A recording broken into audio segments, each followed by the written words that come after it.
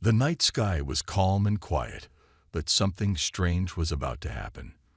Far above Earth, beyond what any telescope could see, a massive alien spaceship approached, hiding in the darkness of space.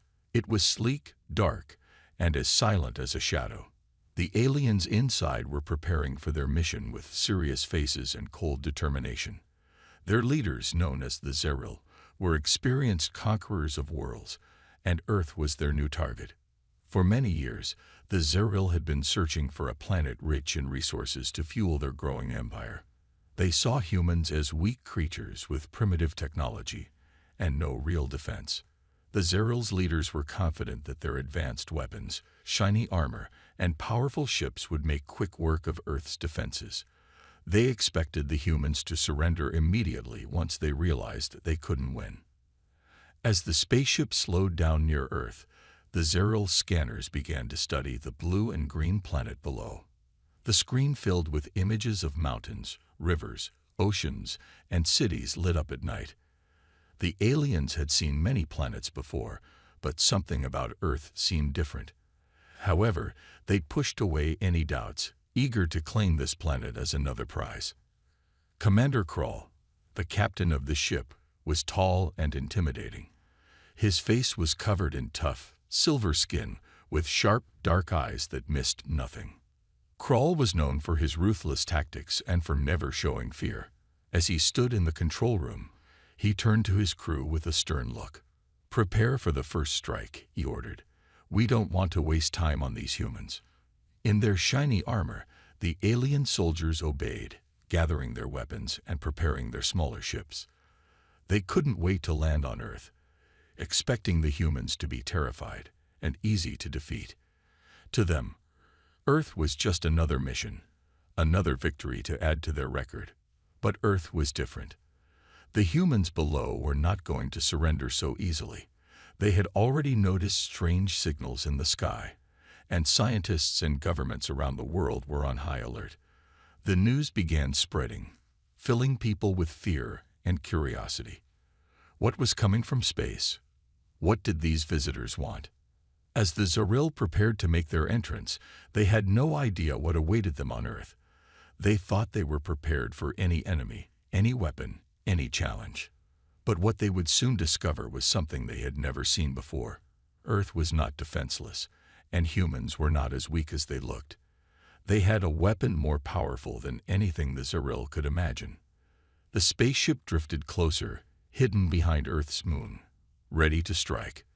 The Zeril's leaders grinned, thinking this mission would be quick and easy. Little did they know, their overconfidence would be their greatest weakness. They had underestimated Earth's people, a mistake they would soon regret. As the alien ship hovered near Earth, the humans below sensed a change. Scientists had detected strange energy signals coming from beyond the moon, signals that didn't match anything known to Earth. Military bases around the world received warnings, and leaders in every country gathered in urgent meetings. News channels buzzed with rumors of an unidentified object moving closer to Earth. People were anxious, but no one yet knew how serious this threat was.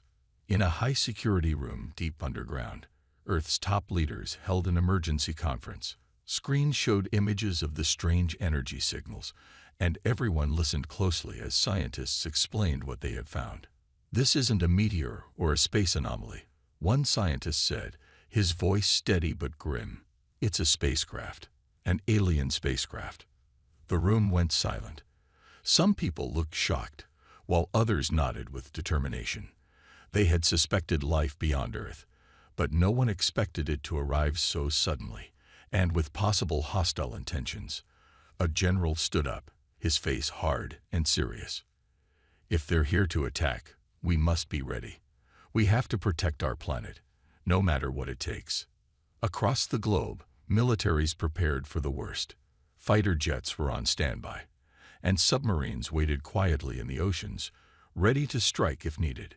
Satellites shifted positions, keeping a close watch on the alien ship's every move. Soldiers trained harder, knowing they might face an enemy like nothing Earth had ever seen. But even with all their weapons and strategies, Earth's leaders knew they were at a disadvantage. The alien technology was likely far more advanced. They didn't know what kind of weapons the aliens might bring or how powerful their defenses could be. As fears spread, leaders from different countries decided to form a united defense. They knew that only by standing together could they hope to survive. Meanwhile, a team of scientists and psychologists worked on a plan. They understood that brute force might not be enough. They needed something different, something that would catch the aliens off guard. After hours of intense discussion, they came up with an unusual idea. The weapon they would use wasn't a missile or a bomb. It was empathy. The leaders listened as the psychologists explained their plan. Aliens may be advanced, but they won't expect us to respond with kindness and understanding. Instead of meeting them with violence, we'll show them humanity's greatest strength, our ability to connect, to understand, and to care for others. The idea sounded strange, even foolish to some, but as they thought about it, they realized it might just work. If aliens expected a fight, perhaps a message of peace would surprise them, even weaken their resolve. They decided to combine their military defense with this new plan, using empathy and compassion as their secret weapon. As the alien ship inched closer, Earth prepared for a battle unlike any other. Humans were ready with both their weapons and their hearts, determined to protect their planet in every way possible. The world held its breath, waiting for the first contact, hoping that their unique plan would be enough to save them. The alien ship moved closer, finally breaking through Earth's atmosphere. Its enormous shadow fell over cities, forests, and oceans as it approached. People looked up, eyes wide with fear and awe, watching as the dark shape blocked the sun. It was clear now. This wasn't a peaceful visit. The aliens were here for something, and they didn't plan to leave until they got it. The alien commander, Krall, gave the order, and smaller ships began to detach, descending toward the surface like a swarm of metal Ds. Each ship was armed with powerful energy weapons, glowing with a cold blue light. They were ready to strike and expected no resistance. But they were wrong. On the ground, human forces were ready. Tanks and fighter jets moved into position, forming lines of defense around major cities. Soldiers held their ground, gripping their weapons tightly, eyes fixed on the sky. The world watched as Earth's first battle against an alien race was about to begin. The first shot came from the aliens, a powerful beam that struck a military base, leaving a smoking crater in its place. But the humans didn't back down. Fighter jets soared into the sky, circling around the alien ships, dodging and weaving through enemy fire. They shot back with everything they had, even as the alien ships darted around them with terrifying speed and precision. Commander Krall watched from his ship, unimpressed. "These humans are stubborn," he muttered, "but they are no match for us." He was confident his forces would win within hours. But as the battle raged on, he noticed something strange. Despite the aliens' advanced technology, the humans kept fighting back with surprising resilience. Then, something unexpected happened.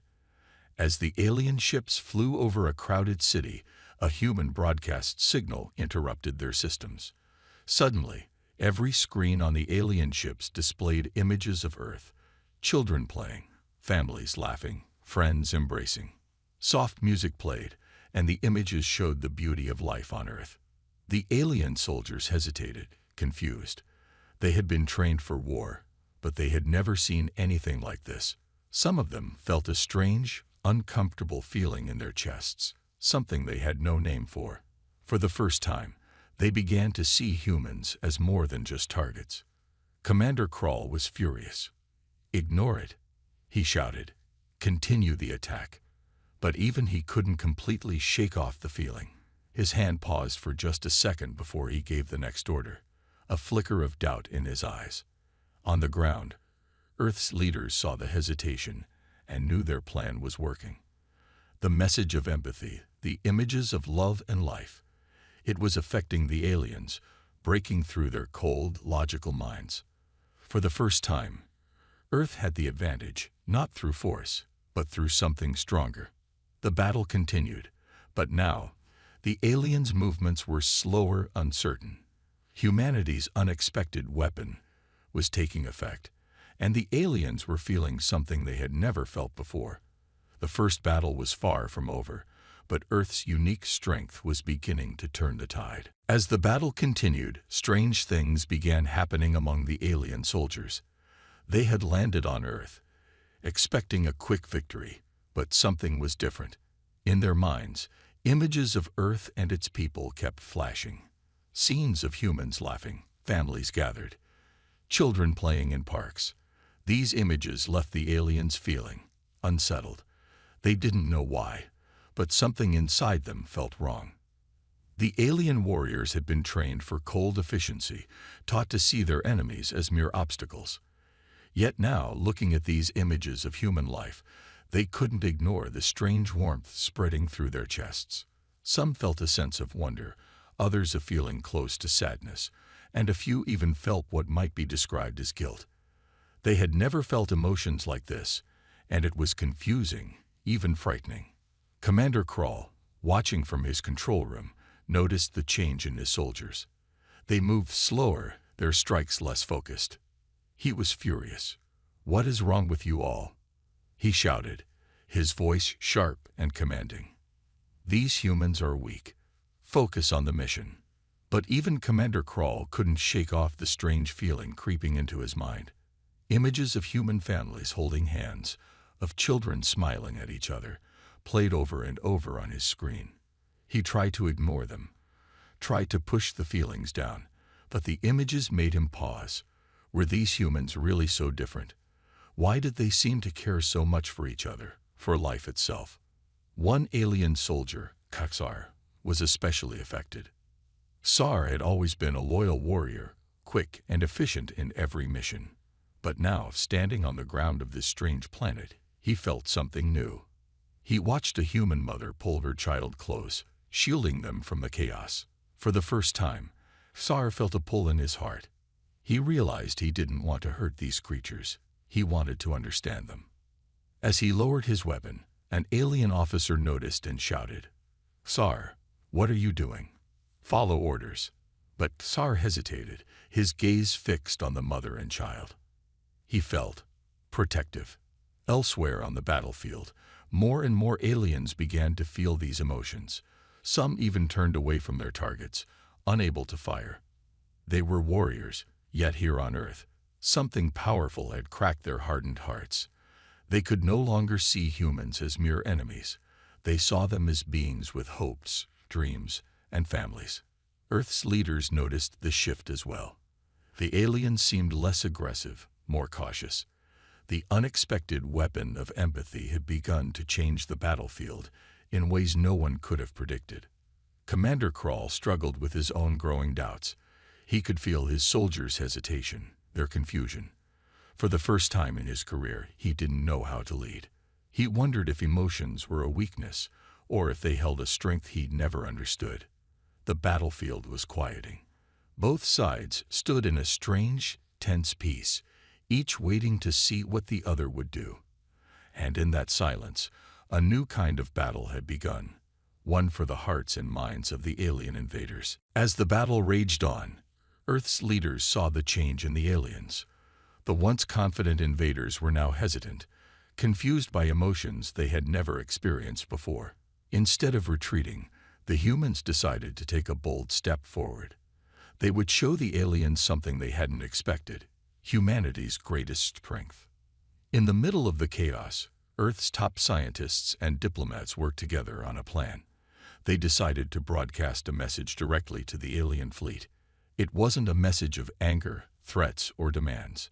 No, the humans would send a message of peace, one that would show the aliens just how much they had underestimated the human race. The message began with a simple song. It was soft, peaceful, and carried the sounds of Earth. The wind blowing through trees, birds singing, and the laughter of children.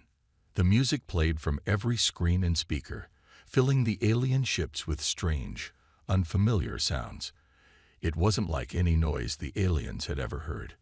There were no harsh, booming sounds or terrifying weapons being tested. Just music. But it was enough to make the aliens pause. Then the broadcast switched to images of Earth. It showed people from all around the world. People working together, families helping each other, and strangers smiling at one another. It wasn't perfect. There were struggles, hardships, and conflict on Earth, just like anywhere else. But the message was clear. Humanity cared for each other. They fought not because they hated, but because they wanted to protect what mattered most: their loved ones, their homes, their world. On the alien ships, the soldiers watched the images in stunned silence. They had never seen anything like this before. In their own world, emotions were controlled, kept in check by their cold logic. They had never been taught to value life the way humans did. But now, as they watched these images of kindness, compassion, and hope, something began to stir within them. Some of them felt touched. Commander Krall, who had watched his soldiers hesitate earlier, now found himself watching the broadcast. The images of human life struck him harder than he expected. He had always believed that power was the key to survival, that only the strong deserved to rule. But this was different. The humans were not strong in the way he had expected. They weren't invincible, they weren't unbeatable, but they were strong in ways he didn't understand. Zar, one of the alien soldiers, couldn't take his eyes off the screen. He watched as a young girl handed a flower to an old man in a wheelchair, and something deep inside him stirred. It was a feeling he had never known, something he couldn't name. For the first time, Zar felt a deep sense of connection to the humans. He felt the weight of their lives, their love, and their kindness. The message of peace continued to play, echoing through the alien ships. Earth wasn't asking for surrender. They weren't begging for mercy. They were simply showing the aliens who they really were. They were showing them that humanity was more than capable of defending itself. But more importantly, humanity was willing to fight for peace. On the battlefield, the fighting slowed. Aliens hesitated, unsure of what to do. The humans, meanwhile, waited, hoping their message would reach the hearts of the invaders. For the first time in the battle, there was a quiet sense of hope. As the humans' message of peace echoed through space, the alien fleet was plunged into confusion. Commander Krall paced back and forth in his control room, staring at the screens that displayed images of the human world. His mind raced, struggling to understand the strange feelings creeping into his thoughts. The broadcast was unlike anything he had ever experienced. The humans weren't begging for mercy, nor were they fighting back with all their strength. They were showing kindness. "This is a distraction," Krall muttered to himself. "It's nothing more than a trick." But even as he said the words, doubt gnawed at him. The hesitation in his soldiers was growing more apparent. They weren't attacking anymore, not with the same certainty. They seemed unsure, almost afraid to continue. Krall turned to his second-in-command, a cold-eyed officer named Zat. "What's happening with the troops? Why have they stopped attacking?" Zat hesitated. They're affected by the broadcast, sir. Some of them feel sympathy for the humans. They're confused. They don't know how to react." Krall's frustration grew. He had led countless successful conquests, but this was different. His soldiers, trained to be emotionless, had never been exposed to anything like the human message. The very idea of caring for an enemy, of feeling pity or love for them, was a weakness in the eyes of the Zeril. Krall had always believed that emotions were for the weak, and that strength came from pure logic. But now, logic wasn't enough. Back on the battlefield, the alien soldiers were experiencing a crisis of their own. Zar, the soldier who had begun to question his mission, stood in a field, staring at the peaceful images from Earth. He had always followed orders without question. But now, as he watched a mother hold her child close, his heart ached. Why were they fighting these people? Why had they come to destroy them? Zar wasn't alone in his feelings. Many of the soldiers began to doubt their mission. They had been told that the humans were weak, primitive, and unworthy of survival. But after seeing their lives, their love for each other, it was hard to believe that. Some of the aliens began to argue among themselves. "We should leave," one said. "We shouldn't be here. These humans don't deserve to die." Others were afraid. "If we disobey orders, we'll be punished," they warned. The Zeril don't forgive failure. But the seeds of doubt had already been planted. Commander Krall's command was beginning to unravel. His soldiers were no longer united in their mission, and the bond they once shared as warriors was weakening. The once organized fleet was now in chaos, with soldiers refusing to fight, and some even retreating. Krall could feel his grip on the situation slipping. His mind raced as he tried to regain control. He knew his fleet could still destroy Earth with its weapons, but now he wasn't sure if that was what he wanted.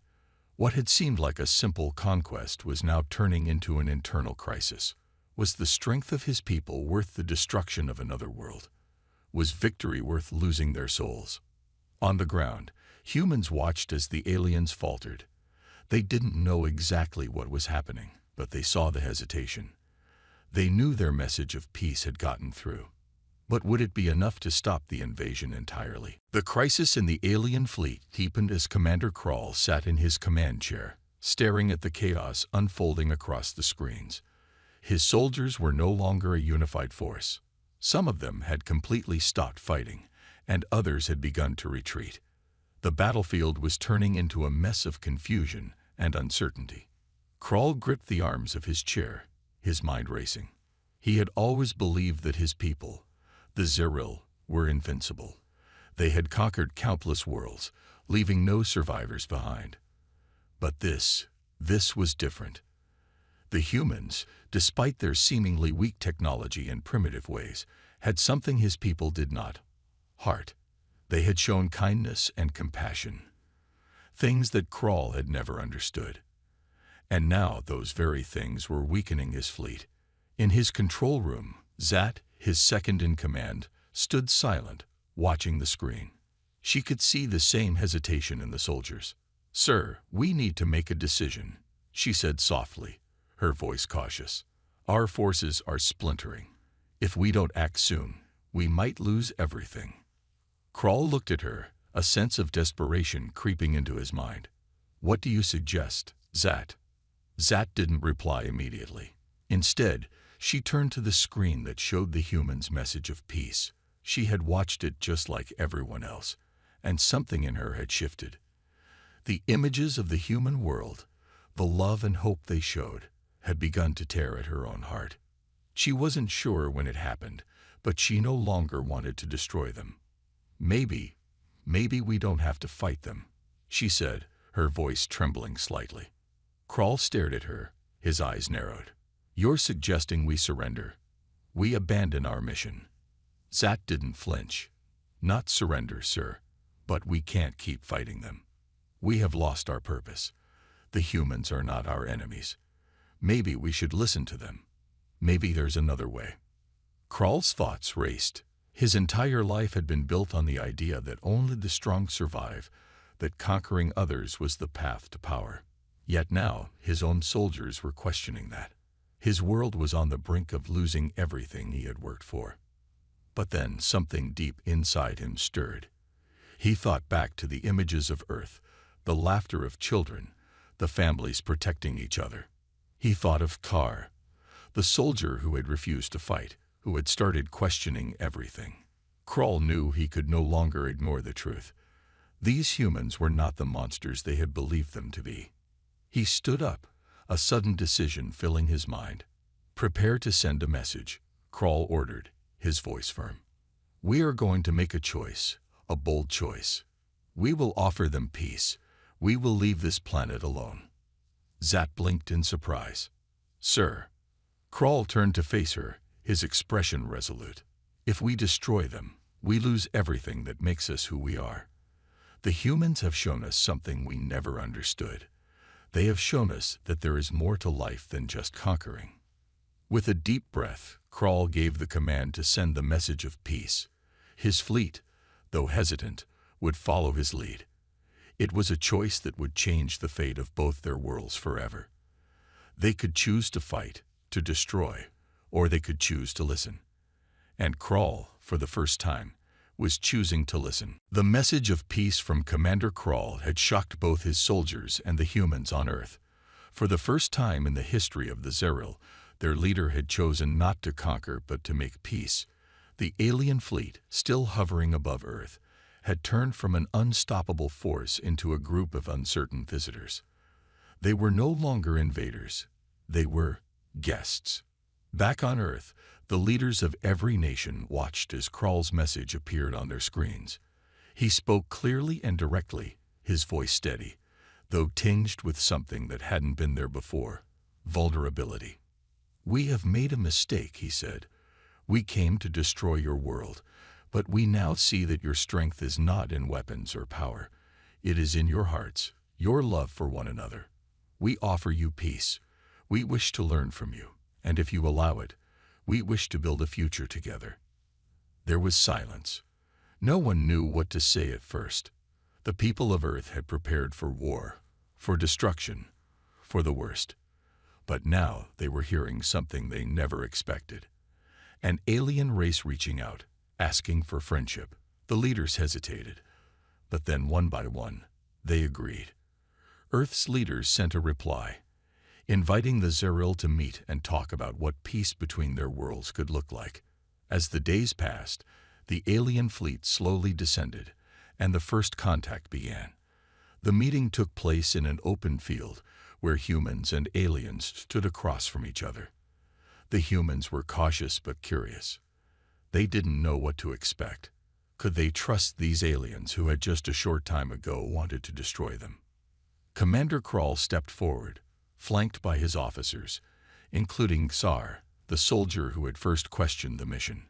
Krall's gaze swept across the crowd of humans, his eyes filled with a mixture of guilt and hope. He had brought his people here not to demand, but to offer. He had no idea what would happen next, but he was ready to try. A human representative, a woman named Maria, stepped forward. She was one of the diplomats who had helped send the message of peace to the aliens. She spoke with a calm but firm voice. "We've seen what you've done," she said. "We've seen how you tried to destroy us. But we've also seen how you've changed. We are willing to give you a chance. We believe that everyone can change. And maybe, just maybe, we can help each other." Krall nodded. The words were simple, but they carried a powerful meaning. It wasn't just about forgiveness. It was about trust, hope, and the possibility of a future where they could work together. He looked around at his soldiers, many of whom had begun to understand what he had learned. Strength wasn't only about power, it was about connection. As the humans and aliens stood in that field, an invisible bond began to form. Both sides were wary, unsure of how to begin. But as they shared their hopes, their dreams, and their stories, the seeds of a new friendship were planted. It would take time, trust, and effort, but for the first time, both species had chosen to build something positive. Xar, standing by Krall's side, couldn't help but smile. He had never imagined that one day he would be standing here, offering his hand to the humans. But in that moment, he realized that peace wasn't just the absence of war. It was the presence of understanding. And for the first time, he felt hopeful for the future. Years had passed since the day when the alien fleet first arrived above Earth. Commander Krall and his soldiers had chosen peace, and that choice had changed everything. The war that could have destroyed two worlds had instead sparked the beginning of something much greater. A lasting friendship between humanity and the Zeril. The humans and aliens had worked together to build a new world, one where they could share knowledge, ideas, and resources. The Zeril taught humans about advanced technology, while humans shared their deep understanding of emotions, creativity, and the power of community. Together, they developed new ways to travel through space, exploring the stars in ways neither species could have done alone. Krall, once the leader of a conquering force, had become a symbol of change. He was no longer just a commander. He was an ambassador for peace, traveling between Earth and Zeril homeworld to speak of the importance of unity. The soldiers who had once fought against humanity were now living side by side with humans, learning from each other and working together for a brighter future. Star, who had questioned the mission from the very beginning, had become one of the greatest supporters of the peace between their worlds. He had returned to Earth many times, visiting human cities and seeing how far they had come in such a short time. It was hard to believe that just a few years ago, his people had been ready to destroy these humans. Now he called them his friends. One day, as Kral and Sar stood on Earth, looking up at the sky, they couldn't help but feel a deep sense of pride. The two species, once enemies, had found common ground. They had learned that strength wasn't about power. It was about understanding, compassion, and the ability to change. A small group of children, both human and alien, ran past them, laughing as they played together. The scene reminded Kral of the first time he had seen humans interacting, how their simple love for each other had made him doubt everything he had ever known. Now, as he watched these children, he knew that Earth and the Zeril had built something truly remarkable. "We did it," Sar said softly, a smile on his face. "We changed everything." Kral nodded, his heart filled with a rare emotion. Hope. Yes, we did. And it's just the beginning. The story of the alien invasion, the battle for Earth, and the choice to embrace peace was no longer just a story of war and destruction. It was a story of redemption, of understanding, and of the power of second chances. It was a story that would be told for generations to come, not just on Earth, but on Zeril's homeworld as well. The tale of how two species, once on the brink of annihilation, came together to build something better than either could have imagined. As the sun set over the horizon, Kral and Sar stood side by side, watching the children play. They had chosen peace, and in doing so, had created a future full of possibilities. And in their hearts, they knew that this story, their story, would live on forever.